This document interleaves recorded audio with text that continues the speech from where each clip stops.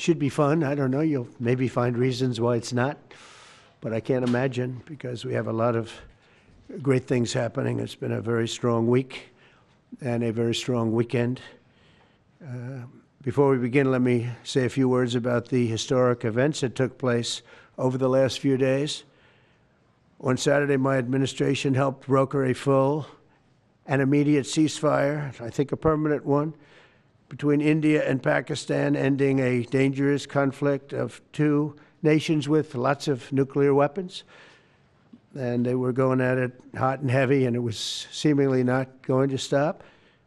And I'm very proud to let you know that the leadership of India and Pakistan was unwavering, powerful, but unwavering in both cases, and having these. They really were, from the standpoint of having the strength and the wisdom and fortitude to fully know and to understand the gravity of the situation. And we helped a lot. And we helped also with trade. I said, come on, we're going to do a lot of trade with you guys. Let's stop it. Let's stop it. If you stop it, we're doing trade. If you don't stop it, we're not going to do any trade. People have never really used trade the way I used it. That I can tell you. And all of a sudden they said, I think we're going to stop. And they have. And they did it for a lot of reasons, but trade is a big one. We're going to do a lot of trade with Pakistan. We're going to do a lot of trade with India. We're negotiating with India right now. We're going to be soon negotiating with Pakistan. And we stopped the nuclear conflict. I think it could have been a bad nuclear war. Millions of people could have been killed. So I'm very proud of that. I also want to thank Vice President Vance and Secretary of State Rubio for their work and efforts. They worked very hard on that. We also, as you know, created a situation where the Houthis, for the first time ever, have ceased firing, and they've let it be known that they're not going to be firing at American ships anymore, not going to be firing at Americans anymore. This was a heavy barrage that lasted for approximately 50 days. And as you know, they've been in war essentially for forever. But over the last 10 years, they've been very difficult for other countries. Nobody was able to do what we did. But they stopped, and we take their word for it. Their surrogates and them directly said, we don't want to do this anymore. And so we were satisfied with that. In addition, yesterday we achieved a total reset with China after productive talks in Geneva. Both sides now agreed to reduce the tariffs imposed after April 2nd to 10% for 90 days as negotiators continue on the larger structural issues. And I want to tell you that a couple of things. First of all, that doesn't include the tariffs that are already on, that are our tariffs, and it doesn't include tariffs on cars, steel, aluminum, things such as that, or tariffs that may be imposed on pharmaceuticals, because we want to bring the pharmaceutical businesses back to the United States, and they're already starting to come back now based on tariffs because they don't want to pay 25, 50, or 100% tariffs, so they're moving them back to the United States.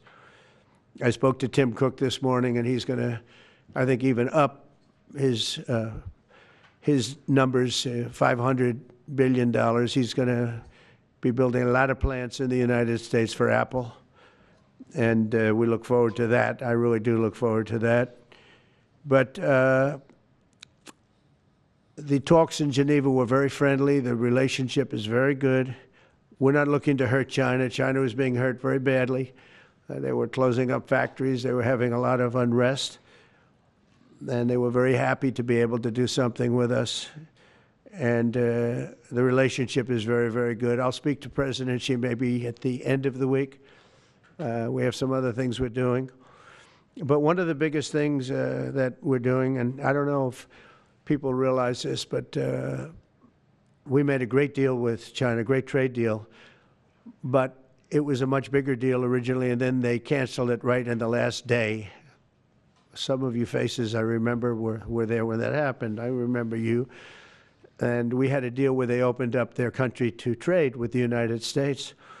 And they took that away at the last moment, and then I canceled the whole thing. And then 6 months later, we ended up doing a smaller deal, but it was a big deal. It was $50 billion worth of product that they were going to purchase from our farmers, et cetera. And we agreed to that. People thought it was 15 because they were doing 15. We made it 50 because I misunderstood the 15. I said, you got to get 50. Because when I asked, if you remember the story, when I asked, what are we doing with them? My Secretary of Agriculture at the time, Sonny Perdue, said, sir, it's about 15 billion and we're asking for 15. And I thought he said 50. So I said, so they came back with a deal at 15. And I said, no way, I want 50 because you said 50. They said, sir, we didn't say that. Anyway, bottom line, I said, go back and ask for 50. And they gave us 50. And they were honoring the deal. And we would call them up a lot for the corn and for the wheat and for everything. They were honoring the deal. And then when Biden got in, they no longer honored the deal. There was nobody to call. I would call on an average of once every 2 weeks to say, come on, you have to speed it up a little bit. And our farmers were doing great. I said to them, buy more land and bigger tractors, if you remember. That's what happened. But the deal was a very good deal. But the best part of the deal was that we opened up China. China agreed to open itself up to American business to go in. And it would have been a great thing, I think, for China.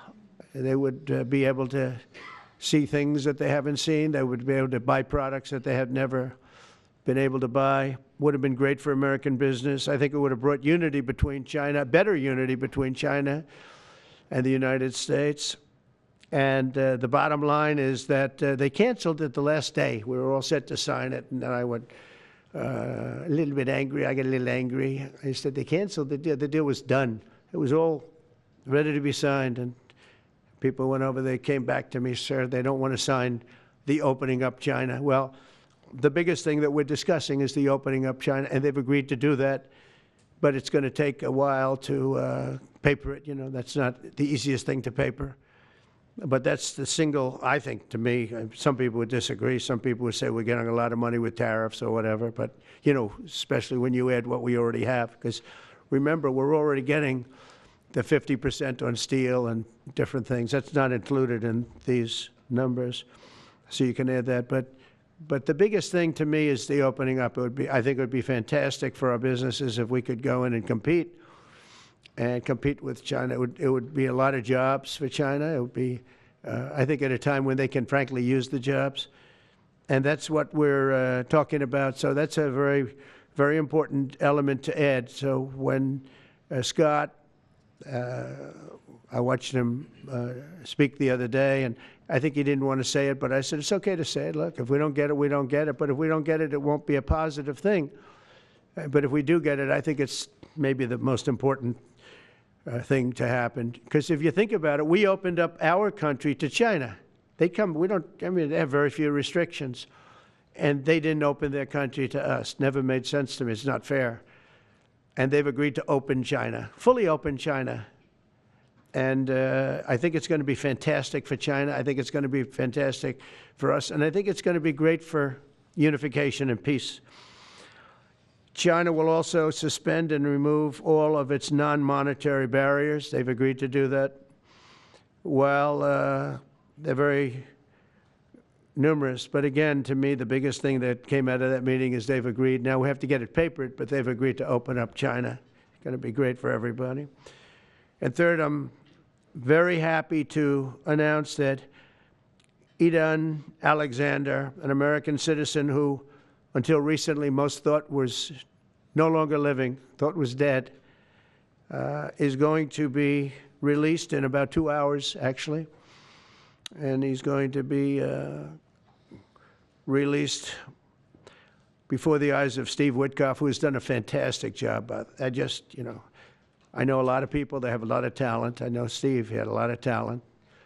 But I know a lot of people with a lot of talent, but there's one that I thought had a special way about him, special personality, aside from being a good deal maker, had a special way about him, and it was Steve.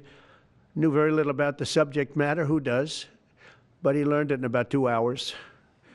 And he's been fantastic, so I want to just thank Steve. But they're going to be releasing be done in about 2 hours from now, or sometime today, let's say. And again, they thought he was dead just a short while ago. His parents are so happy. They're so happy. So it's, as you know, Idan's the only American citizen who's captured and held hostage by Hamas since October 7th, 2023. And he's coming home to his parents, which is really great news. I mean, to me, it's big news.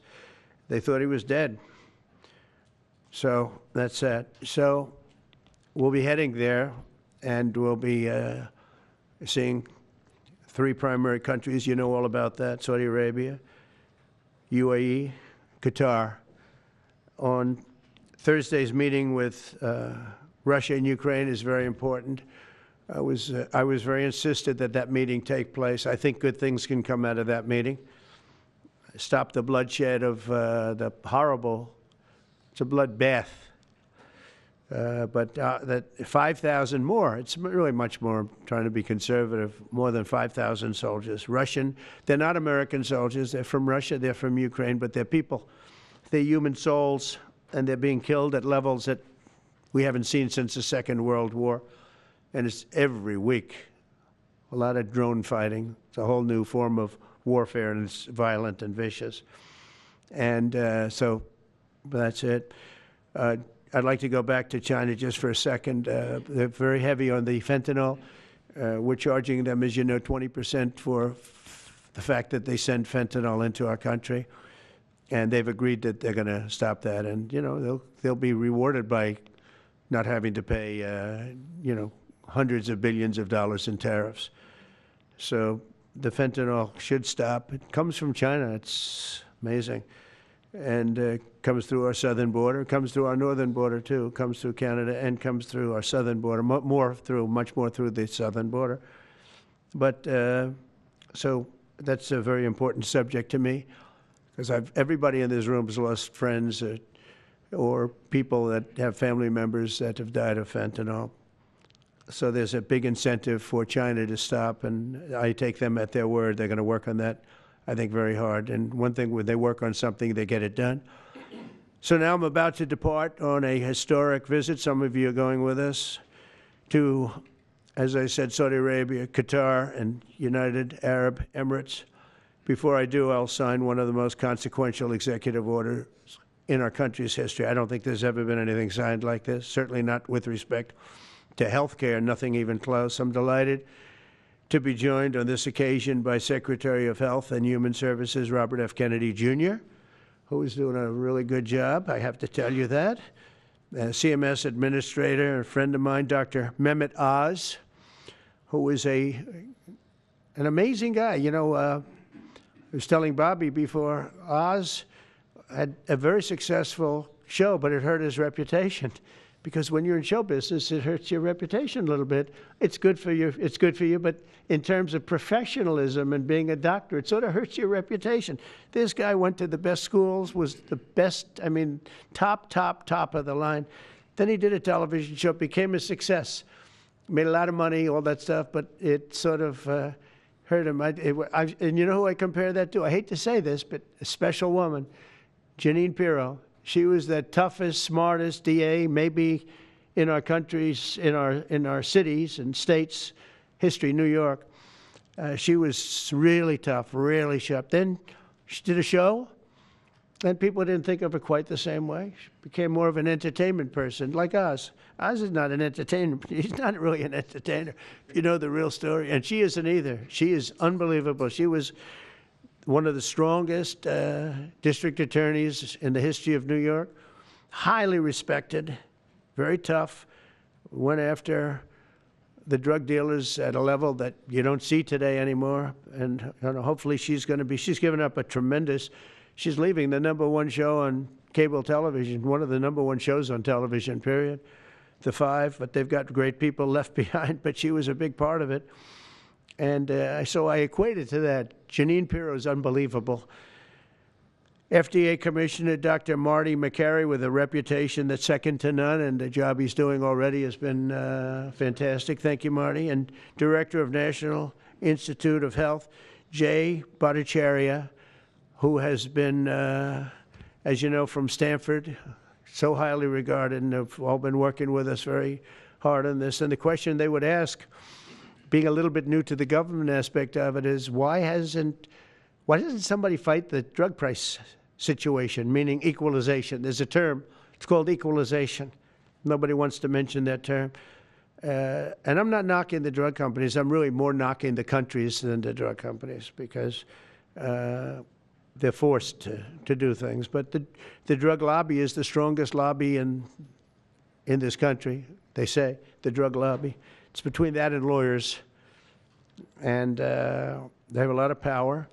But starting today, the United States will no longer subsidize the health care of foreign countries, which is what we were doing. We're subsidizing others' health care. Countries where they paid a small fraction of what, for the same drug, that what we pay many, many times more for.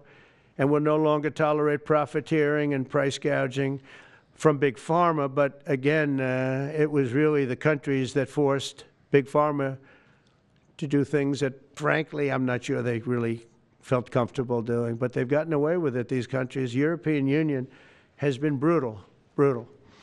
And the drug companies actually told me stories. It was just brutal how they forced them. And European Union suing all our companies, Apple, Google, Meta. They're suing all of our companies. They end up, they have judges that are European Union-centric, and they get rewarded $15 billion, $17 billion, $20 billion, and they use that to run their operation. Not going to happen any longer, that I can tell you. So what's been happening is we've been subsidizing other countries throughout the world, not just in Europe, throughout the world. European Union was the most difficult, from what I understand.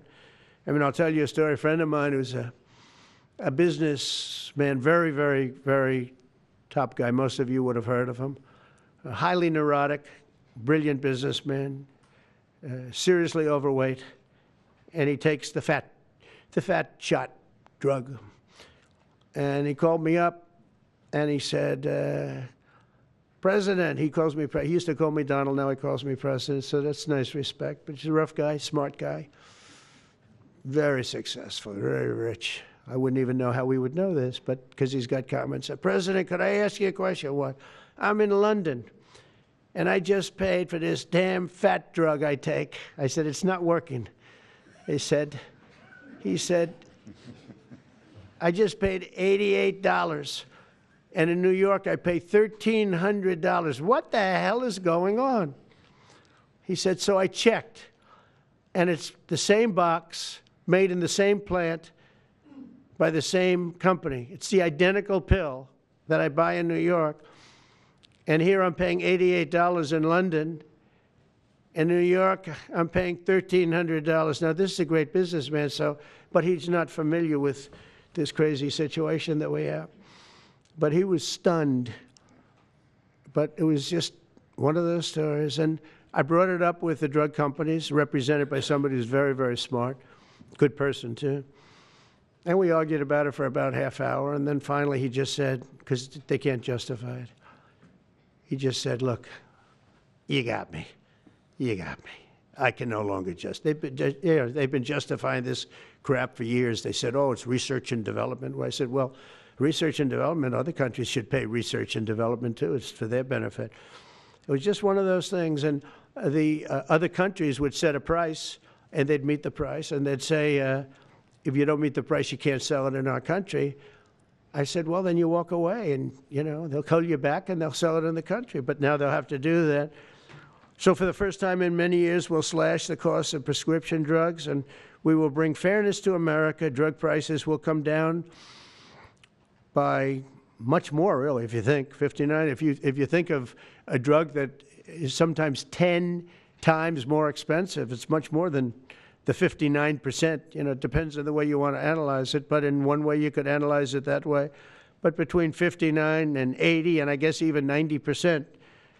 So when I worked so hard in the first term, and if I got prices down, remember I was the only one to ever get prices down for a full year but I'd get them down like 2%, and I thought it was like a big deal. Well, we're getting them down 60, 70, 80, 90%, but actually more than that if you think about it in the way mathematically. And farmer has to say, we're sorry, but we'll not be able to do this any longer to these countries that have been so tough. They've been very tough, nasty. It's trade.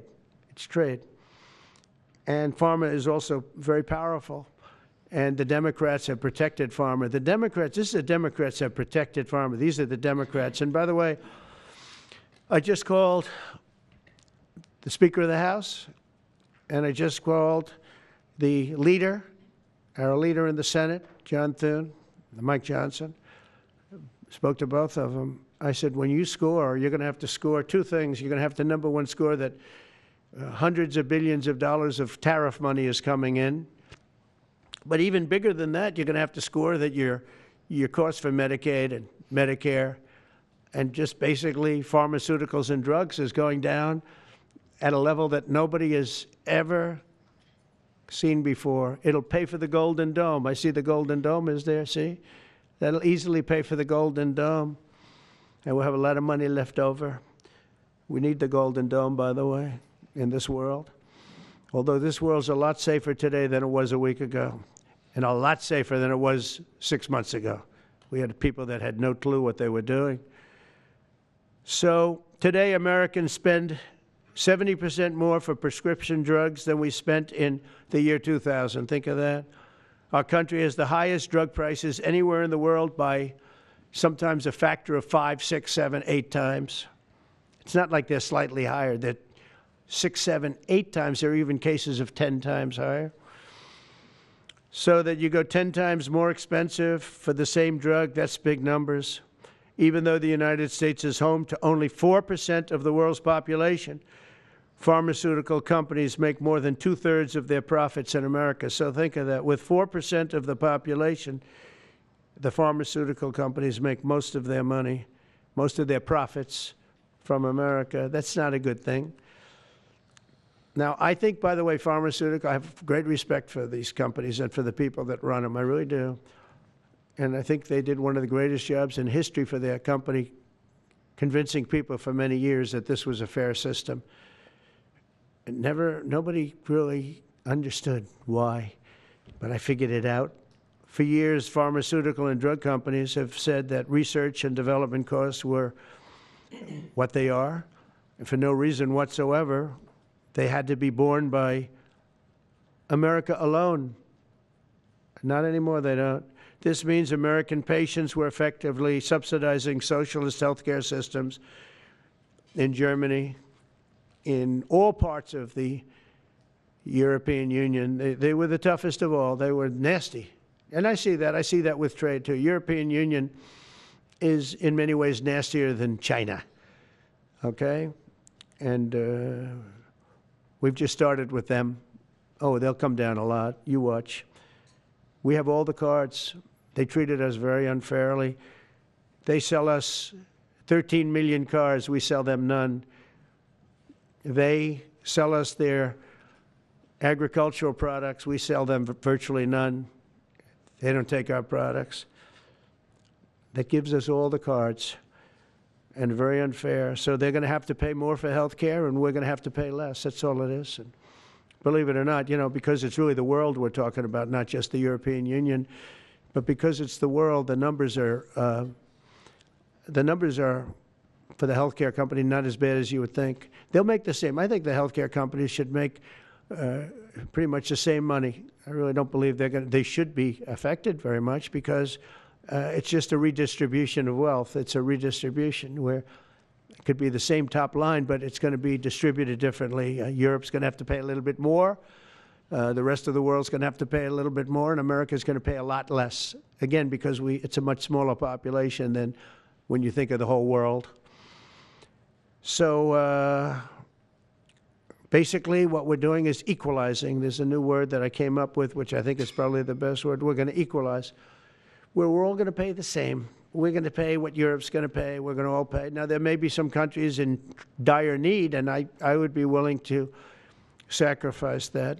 and help them. But it's called Most Favored Nation. We are going to pay the lowest price there is in the world. We will get whoever is paying the lowest price. That's the price that we're going to get. So remember that. So we're no longer paying 10 times more than another country. Whoever is paying the lowest price, we will look at that price and we will say that's the price we're going to pay. Most favored nations. That's what it is.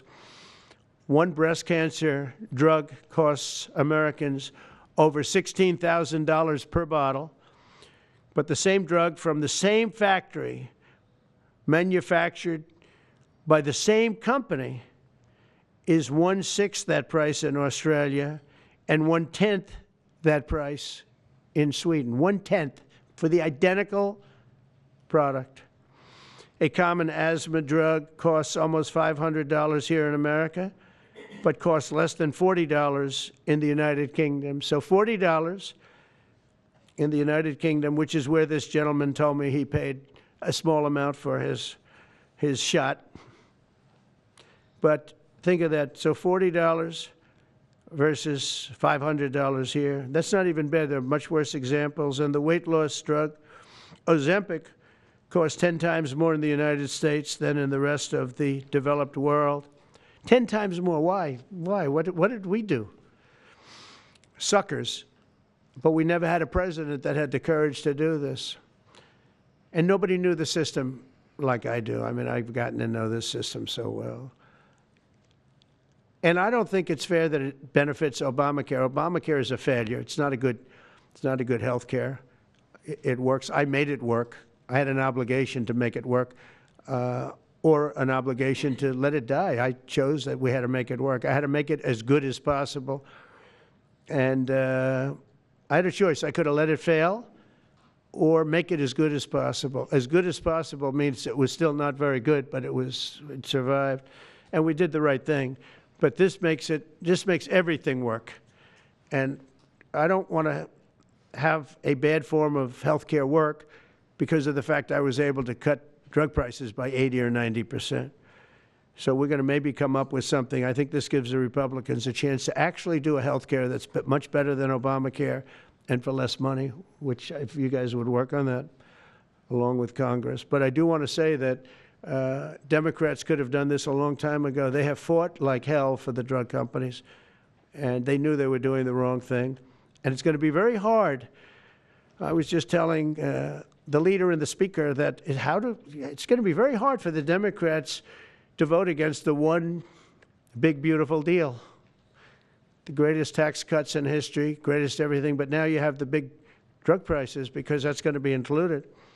It makes that whole situation different from a scoring standpoint. I just told them, I called them up about this. I said, I'm going to do something that's going to be very monumental, and you're going to be scoring. You better tell your people that this is going to score really well, and then add hundreds of billions of dollars in tariffs to your list also. But as big as the tariffs are, this is something that really hits quickly. 5 years ago, I signed an executive order to confront this disaster, but only confront it in a minor way. It was a good confrontation, but never to this extent. And it took people a little while to understand a very complicated system. But Joe Biden, without any knowledge of what he was doing, terminated the policy and then pretended to negotiate under a new system. And then you take a look, 5 out of the 10 drugs that he negotiated are now over 200% more expensive in America than the rest of the world, and far more expensive than when he even got involved. Much more expensive than when he got involved. Joe Biden's plan was as you know, because you wrote about it, you don't say it very loudly, but it was a very big failure, was his whole presidency. First, I'm directing the U.S. Trade Representatives and Department of Commerce to begin investigations into foreign nations that extort drug companies by blocking their products unless they accept bottom line and very low dollar amounts for their product, unfairly shifting the cost burden onto American patients.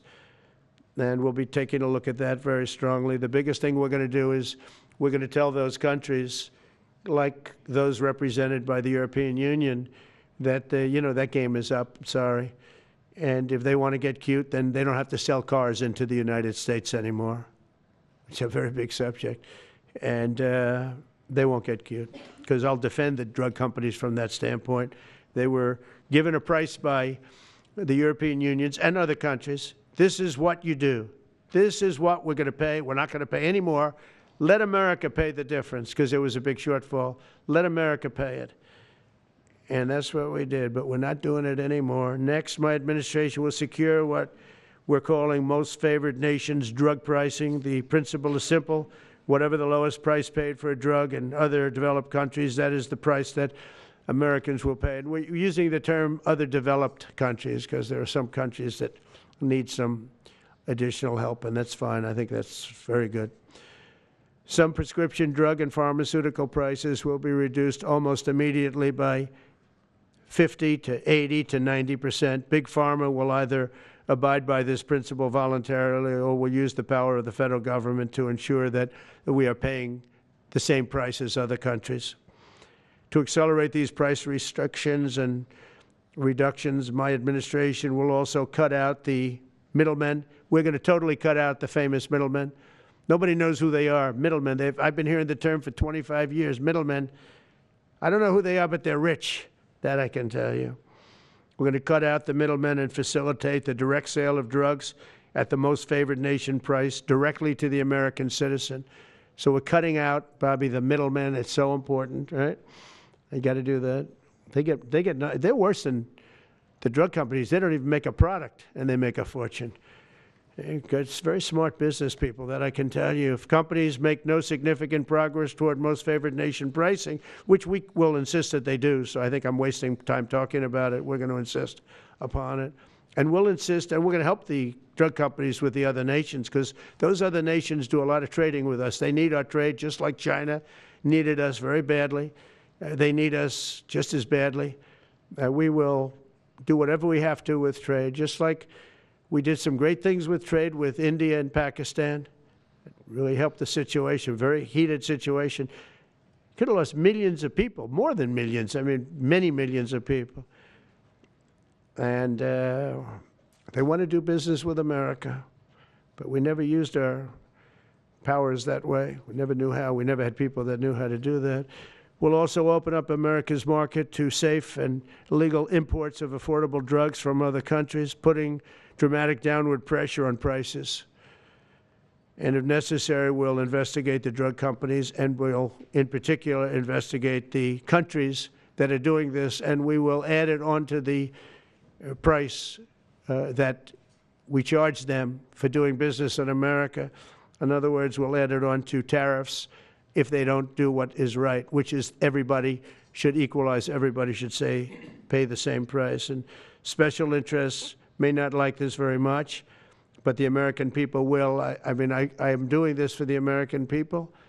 I'm doing this against the most powerful lobby in the world, probably the drug lobby, drug and pharmaceutical lobby. But it's one of the most important orders, I think, that's ever been signed, certainly with regard to health care or health in the history of our country, and it's an honor to be a part of it. And I'd like to ask Robert F. Kennedy to say a few words, please. Thank you.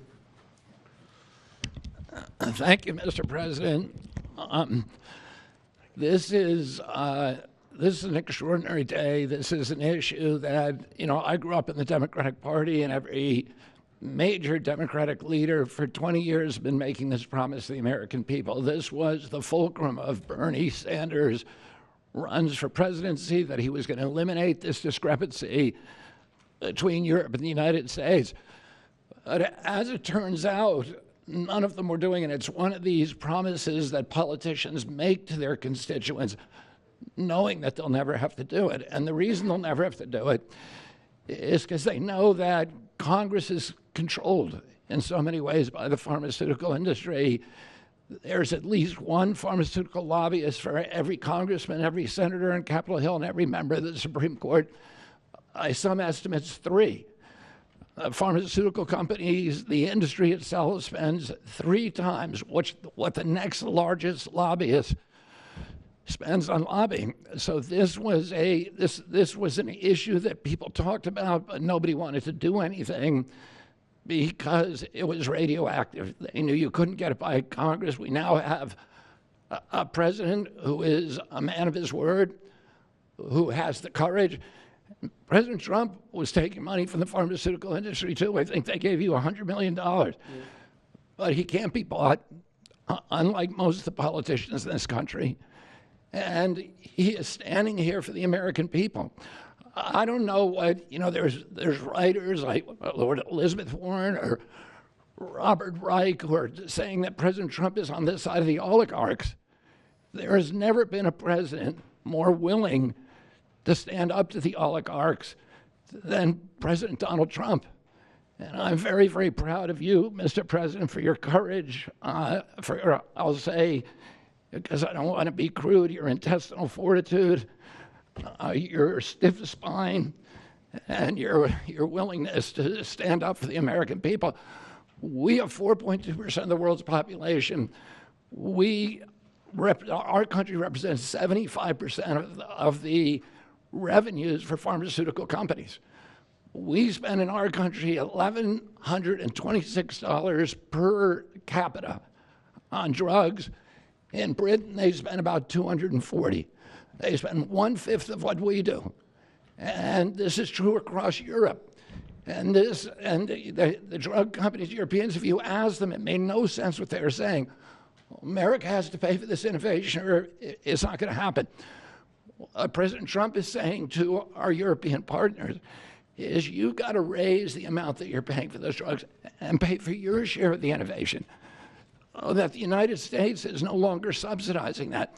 If the Europeans raise the price of their drugs by just 20%, that is $10 trillion that can be spent on innovation, and the health of all people all across the globe is going to increase because we're going to have better products.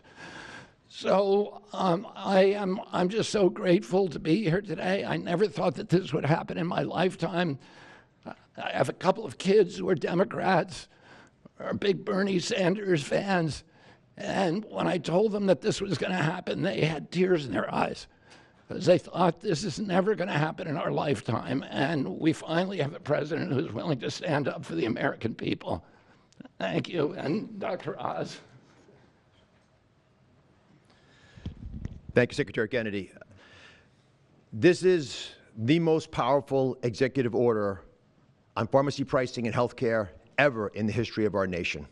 And it's only happening because we have a president with the fortitude, the guts to stand up to the withering criticism and lobbying that's going to occur as soon as folks hear about the executive order. So on behalf of the child in Philadelphia who's got an autoimmune disease with a $1,000 a month drug, or the older woman in Los Angeles who's on a blood thinner who can't afford her copay, I want to thank President Trump. God bless you for having the guts to take on this industry. Thank you, sir. Thank you very much. So let's talk about the details a little bit. And this is primarily about equalization, as President Trump said. It's about fairness. Think of NATO as a metaphor. When President Trump said, you've got to pay a little more so it makes sense for all of us, they came up. And the European countries contributed. The same thing we believe will happen in this situation. Most people who have thought about this process agree that it is patently unfair to tolerate the numbers that Secretary Kennedy and President Trump have reflected to you. On this chart to my left is a list of the 10 drugs that were negotiated in the IRA. Again, this is the bill, the law, that regulates a negotiation process. This is the best price that was able to be obtained by the Biden administration. And if you look at these numbers, they actually reflect how much on top of the most favored nation price was being paid by the United States. So the closest to me, and Bob, you can point to the chart against the closest one, 289%, the one that's closest to you. That means that we are paying in America 4 times more than that drug costs in other countries. Again, 100% is the baseline. It's 289% above that baseline. It goes all the way down to when we're paying 50% more than any other country. That's the range. As was pointed out by President Trump, half the time we're paying 3 times more than is paid in other countries. It doesn't make any sense for the system. That stated, President Trump has over and over again indicated, and Secretary Kennedy reflected as well, we want innovation. We want our technology partners doing the best they can to make the best solutions for drugs to cure as many people in America and around the world as possible. By getting our allies to pay a bit more, as they should be, and they should have for many years been doing, will course correct a problem that's gotten out of hand. And by doing that in a thoughtful, effective way, we're going to be able to get the pharmaceutical industry whole. Those jobs will still be here, will still be productive, will still be curing cancer and a slew of other ailments that plague humanity. America will still be the leader in this space, but we'll be paying the appropriate amount, the right-sized amount for those tasks. So over the next 30 days, the 4 of us up here, together with people standing in the back of this room who are doing a lot of the heavy lifting, are going to be approaching pharmaceutical companies to talk specifically about what we want the most favored nation price to be based on the best data we have. We're looking forward to a thoughtful interaction with these corporate leaders, many of whom we've spoken to and in quiet will agree the system is not right the way it is. They're patriotic Americans. They want what's right. But the fact that in my lifetime, as Secretary Kennedy said, for the first time, we have a thoughtful and aggressive approach thanks to President Trump, on taking on the special interests, should give all Americans confidence that this is an administration that stands for fairness, and it should chill the waters for those who believe they can push us away from our North Star, which is to take care of the American people. Mr. President, God bless you. Thank you very much. Thank you. Jay, you want to go next? Sure. Good. So I teach economics at Stanford as well as health policy. And one thing that's really, really simple in economics is that when you have a persistent price difference for the same product between 2 countries, there is something deeply wrong. And what President Trump has done is a historic measure that should have been done a long time ago.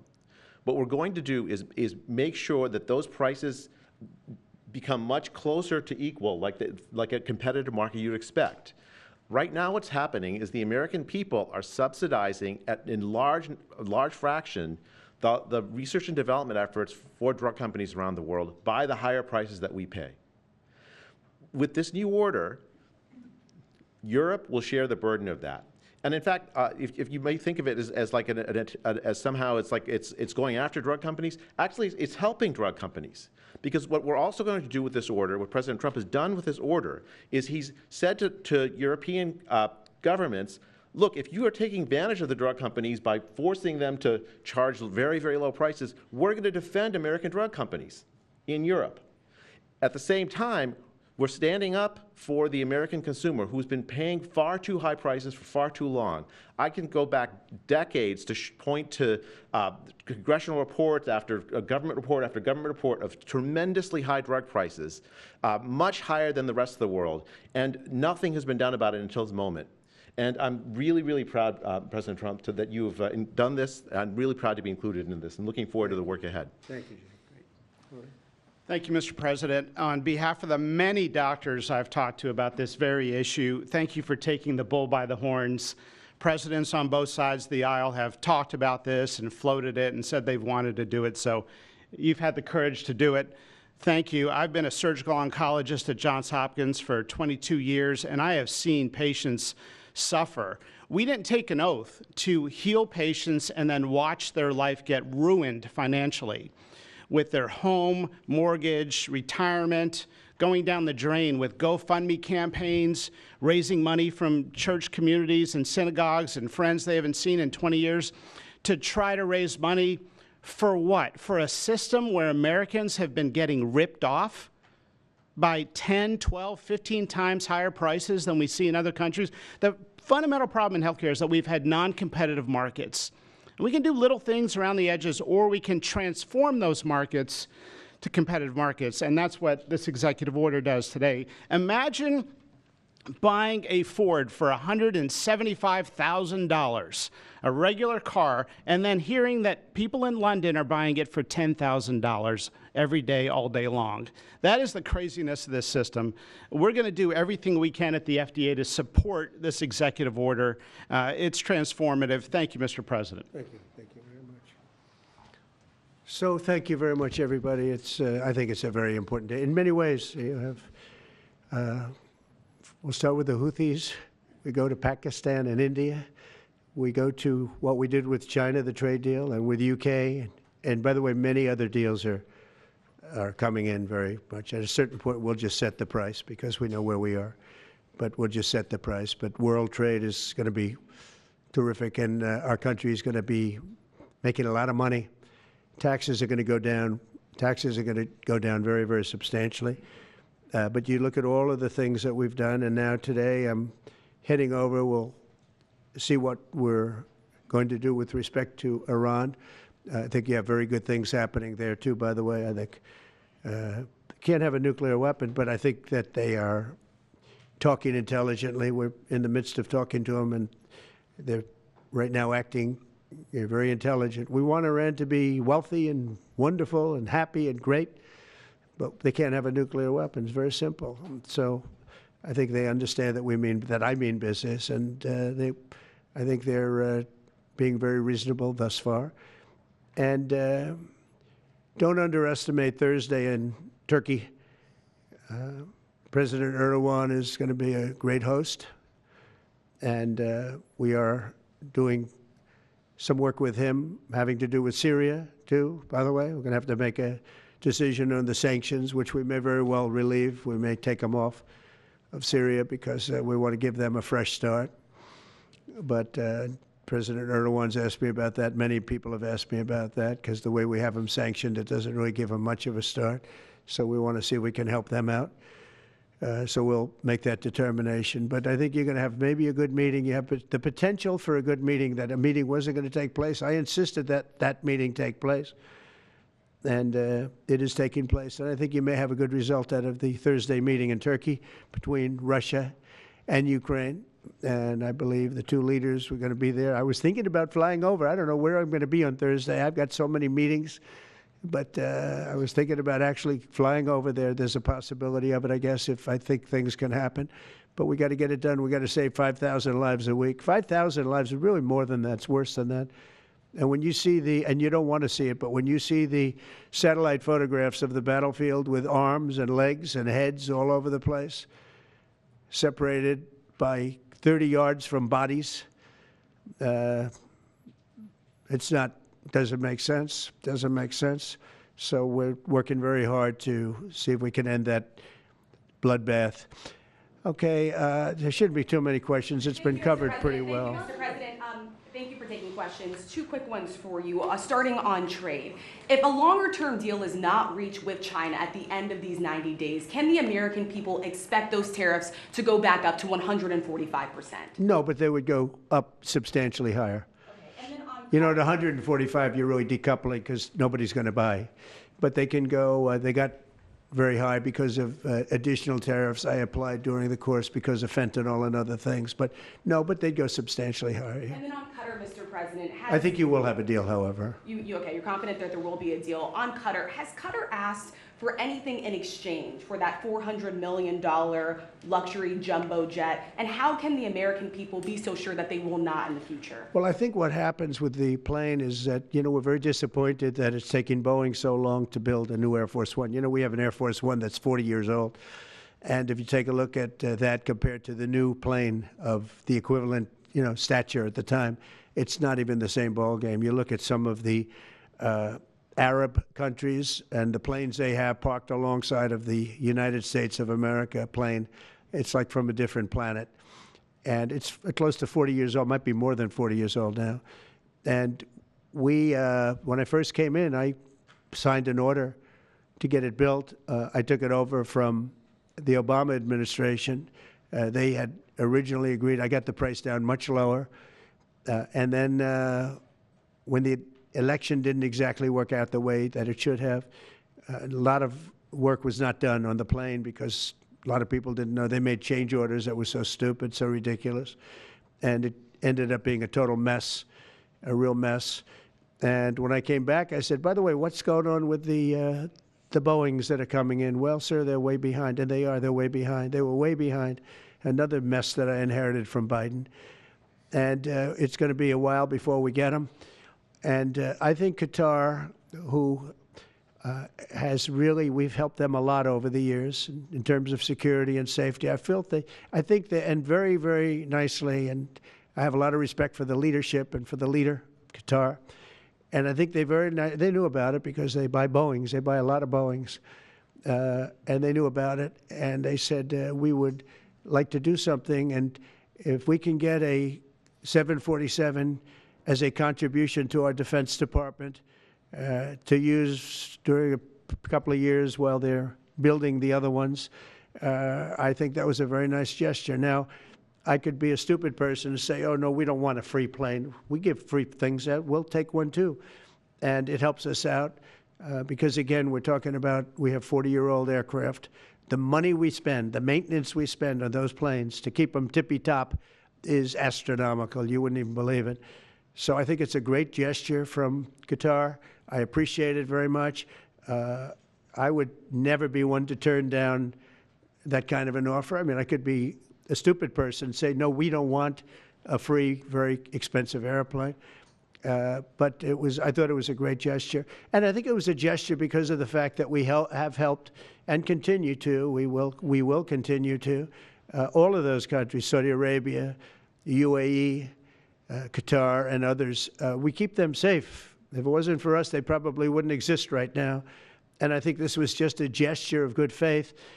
And I don't get it. Someday it'll be like Ronald Reagan. They decommission them. You know, they get to a certain age, they decommission them. It'll go to my library. They're talking about going to my library in years out. But I thought it was a great gesture.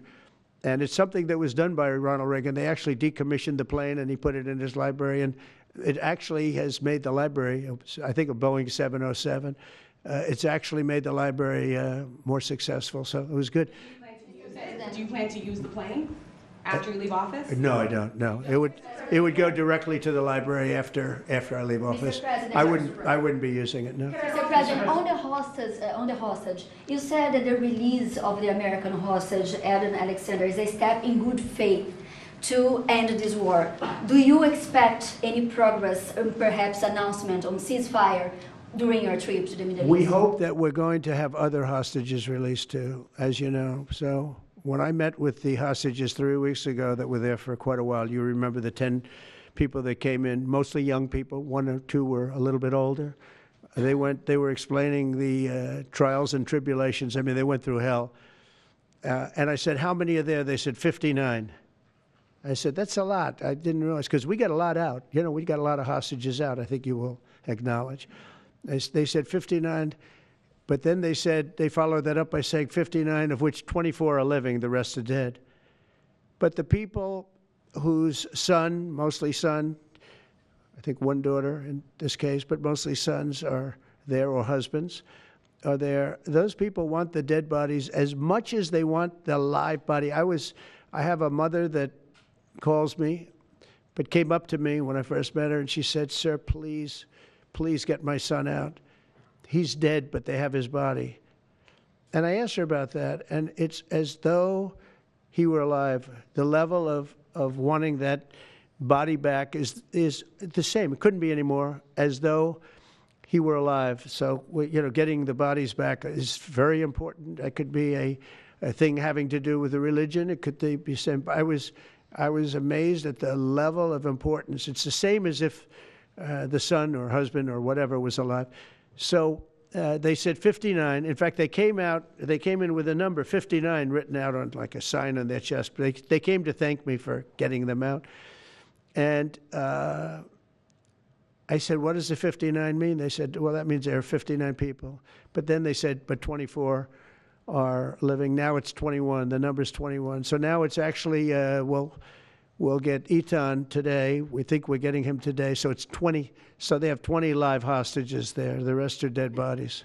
Mr. President, are you open to negotiating your tariffs on cars, steel, and aluminum with China or any other country? Well, we're not even talking about that.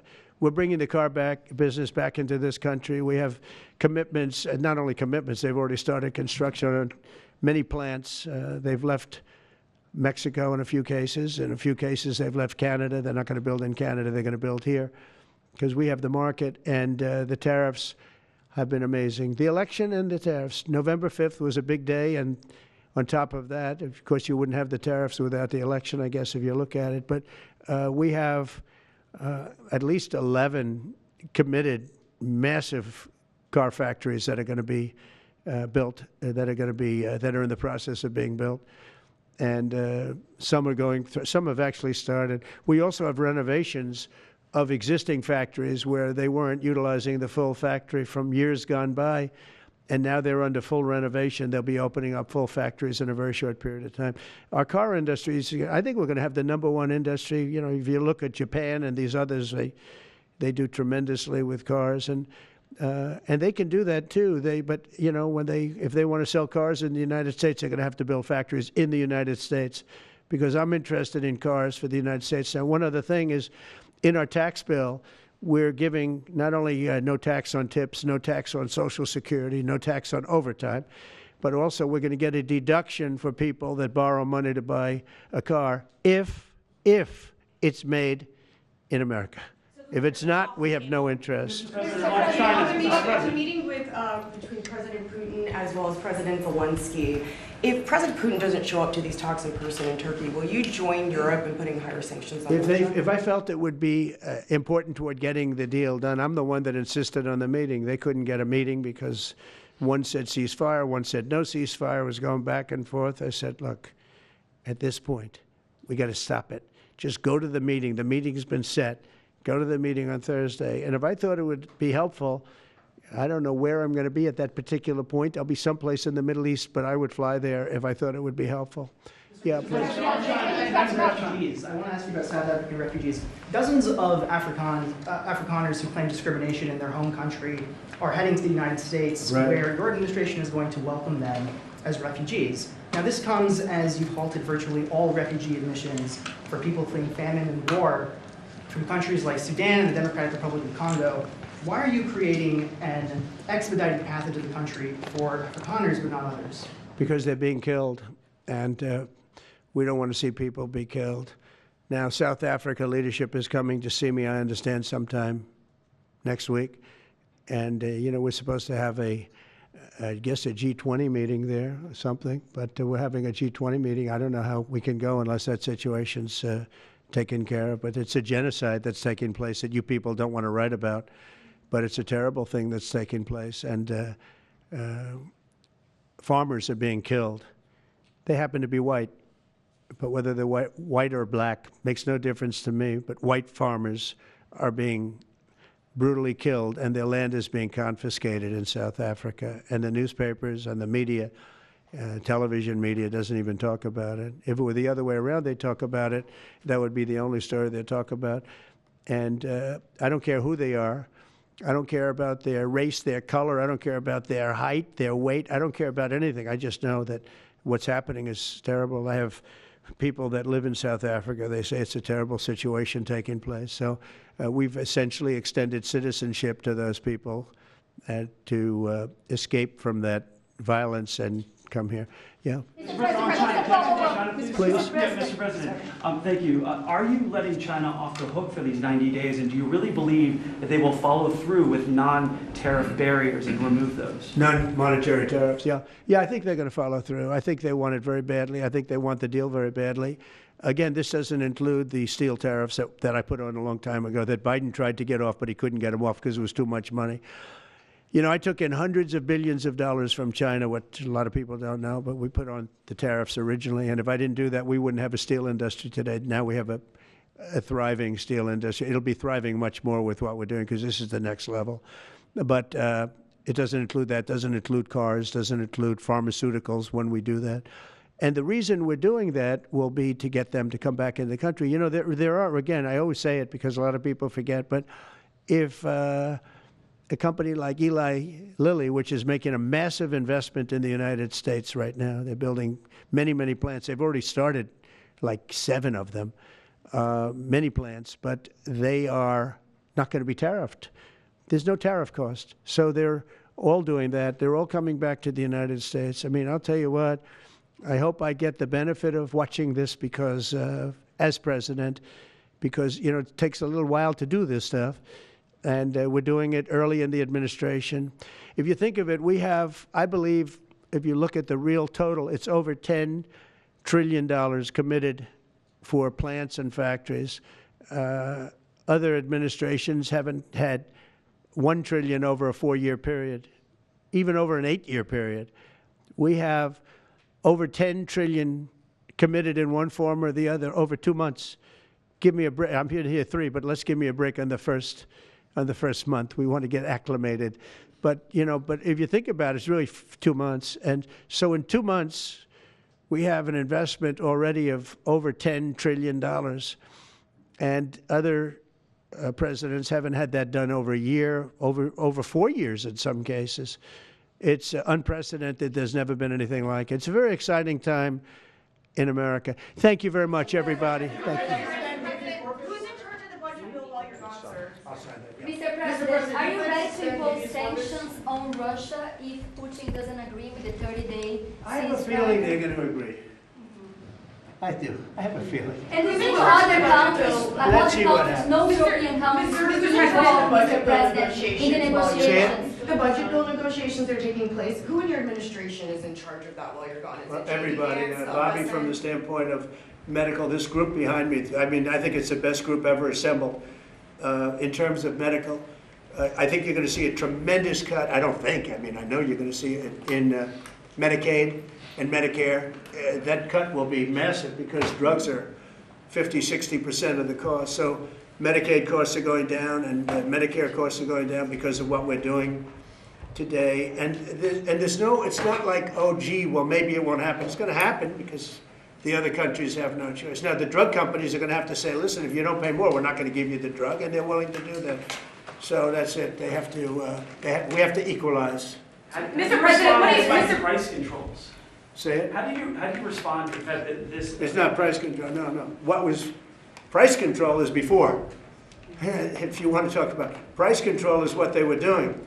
They were making us pay. They set a price, and they said, here's what we're going to pay, and anything else charge America. Because at that time, they had a very stupid president, and it really went crazy during the last 4 years. And remember this, the Democrats are the ones that allowed this to happen. They were the ones that were the protector of this pricing system. And I think it's going to be very hard. You'll have to ask Democrats, are they going to vote against the great, big, beautiful deal that's being negotiated now, tax cuts, etc. We're now on top of the tax cuts and regulation cuts, all the things. Now you're going to say that the price of your medicine is going down by 60, 70, 80%.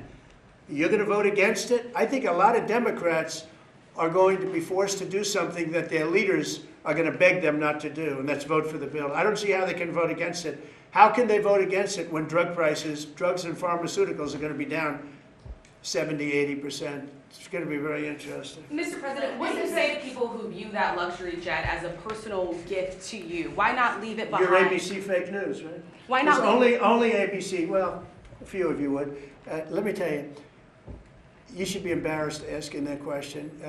They're giving us a free jet. I could say, no, don't give us. I want to pay you $1 billion or $400 million or whatever it is.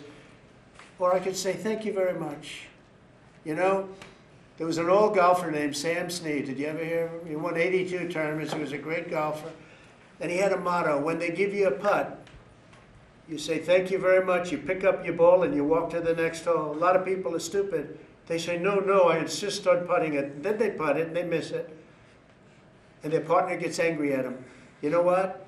Remember that, Sam Snead.